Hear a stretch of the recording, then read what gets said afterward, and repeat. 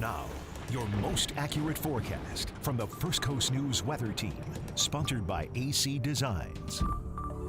Well, check this out. We have a lot of cloud cover over downtown Jacksonville, but it's making for a pretty sunset, starting to light up the clouds with a little bit of color there. So right now, pretty comfortable outside. We are sitting in the 70s, the middle 70s. It's also breezy outside. We have a 29-mile-per-hour wind right now in St. Augustine, 23 in Mayport. Gusts are even stronger than that, a 28-mile-per-hour gust right now at NAS Jax. That was last clocked. Also, when it comes to our radar, not a whole lot of activity. A lot of you stayed dry today, but it's really those coastal areas south of Jacksonville that have had the rain this weekend, and you're still seeing a little bit of shower and downpour activity right now. St. Augustine, more rain moving through your area. You had one little shower there, another one coming in right behind it that extends towards Butler Beach. Marineland might get a little bit of rain there. It really falls apart as it moves inland, but places like Crescent City have had a little bit of shower activity out there as well. So the big point of the forecast now into at least the middle of the work week,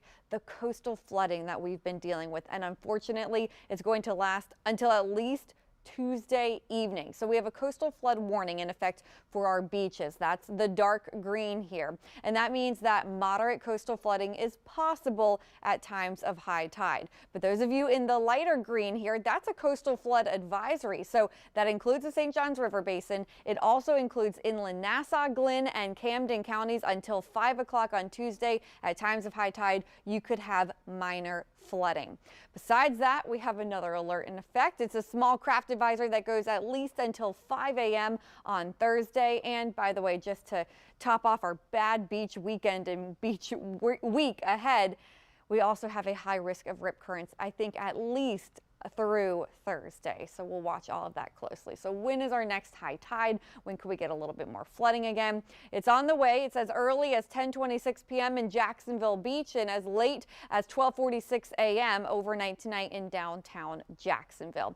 Overnight, besides the tidal flooding, we could also see a few coastal showers out there. Models show the possibility of some showers trying to move in late overnight, early into our Monday morning. So if you're an early bird, you might see a little bit of shower activity out there. Again, that's mainly south of Jacksonville and a higher chance for coastal areas south of Jacksonville. Tomorrow morning, low temperatures will range from the 60s inland and across Georgia to the 70s along the coast where we have more cloud cover and that onshore flow. So Monday, we're talking more tidal flooding, unfortunately, breezy conditions soon again. And for our high tides on Monday, we're talking 10:53 a.m. Jacksonville Beach as late as 1:14 p.m. in downtown Jacksonville. That will again last all the way through Tuesday. Good news. Let's talk about some good news. The tropics, no threats to us at least. Two named storms. We have Tropical Storm Philippe and Rena is now a tropical depression. Here's a look at our 7-day forecast.